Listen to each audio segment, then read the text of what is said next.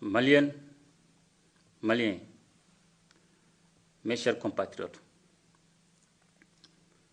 je voudrais tout d'abord rendre grâce à Dieu, dont l'infinie bonté nous a permis de voir ce jour heureux pour notre peuple. En effet, c'est avec beaucoup de fierté et d'espoir que je viens de signer le texte de la Constitution adopté par le peuple lors du référendum du 18 juin 2023, dont la Cour constitutionnelle a proclamé les résultats définitifs le 21 juillet.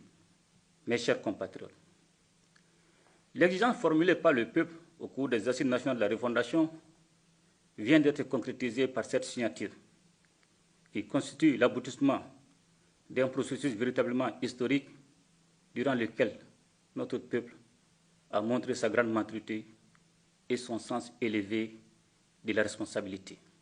L'acte de promulgation de la Constitution que je viens d'effectuer ouvre ainsi la voie à la naissance de la 4e République du Mali. Mes chers compatriotes, à l'issue du référendum, le peuple s'est exprimé pour la nouvelle Constitution avec une majorité significative de 96,91% des suffrages exprimés. Ceci est la preuve indiscutable de la soif des Maliens de se donner une nouvelle chance pour un nouveau départ. Bien que le projet de constitution ait suscité beaucoup de discussions durant la campagne référendaire, je comprends tous ceux qui, pour diverses raisons, se sont prononcés contre son adoption. En tout état de cause, chacun s'est exprimé comme il se devait dans un débat démocratique, sans aucune censure, en utilisant tous les moyens de communication existants. À présent que le peuple s'est prononcé, il n'est nullement question de victoire d'un groupe sur un autre. Le verdict de la Cour constitutionnelle a donné le ton à la célébration de la victoire du peuple malien tout entier. Je voudrais donc vous féliciter tous chaleureusement et vous remercier vivement pour ce pas important que nous venons de franchir dans la marche historique de notre peuple pour sa souveraineté dans tous les domaines. Mes chers compatriotes, aujourd'hui, le Mali peut sereinement envisager son avenir politique en mettant en place les institutions qui auront la lourde responsabilité de faire ses premiers pas à la toute nouvelle République. Toutefois, nul ne doit se tromper, car avec la rédaction de cette Constitution, il ne s'agissait point de renier l'histoire politique et institutionnelle de notre pays, il était plutôt question, par un saut qualitatif, d'atteindre les objectifs de refondation formulés par les Maliennes et les Maliens au cours des assises nationales de la refondation. Le peuple malien, nourri à la source de son passé et de sa riche culture multiséculaire, continuera à assumer son destin avec la même détermination et la même conscience historique. C'est en cela que nous nous rendrons dignes de nos illustres devanciers, dont nous avons la responsabilité de transmettre l'héritage qui nous rend si particulier à la future génération, afin que l'âme malienne, faite de dignité et de sens de responsabilité, se perpétue à travers le temps. Mes chers compatriotes, la nouvelle constitution pose les bases d'un système démocratique qui se nourrit d'une vision endogène et sociale, tout en s'enrichissant des apports extérieurs. Nous avons fait la preuve que nous pouvons moderniser notre État sans nous renier.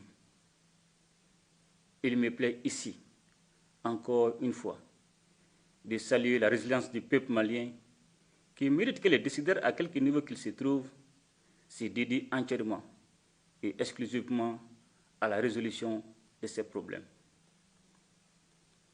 C'est pour cette raison que le Conseil a tenu à mettre au fondement de l'action publique les principes visant le respect de la souveraineté du Mali, le respect des choix stratégiques et des choix des partenaires opérés par le Mali, la défense des intérêts vitaux du peuple malien dans les décisions prises.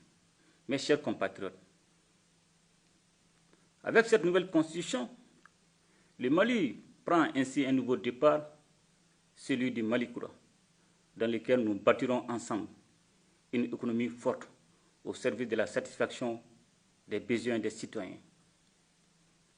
Il s'agira, comme nous l'avons déjà commencé, de mettre en place les conditions d'une croissance économique interne qui se fondera sur les technologies nouvelles, ainsi que sur une industrie de transformation de nos produits et ressources naturelles, en tenant compte des opportunités de la transition énergétique.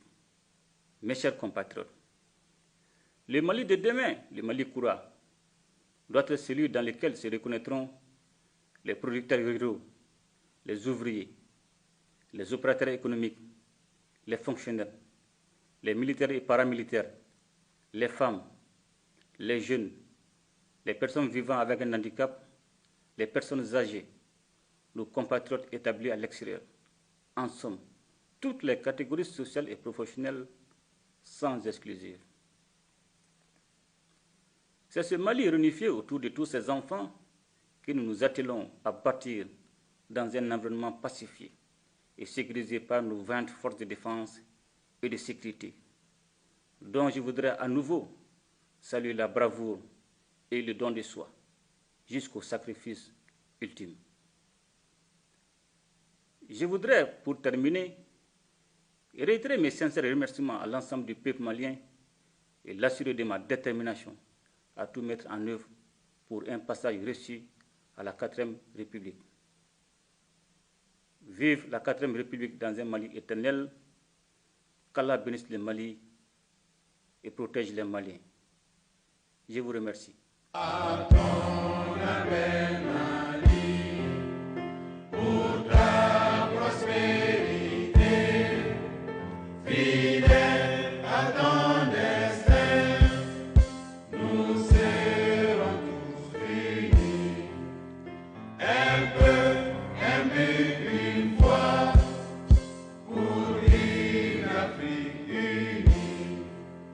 Si l'ennemi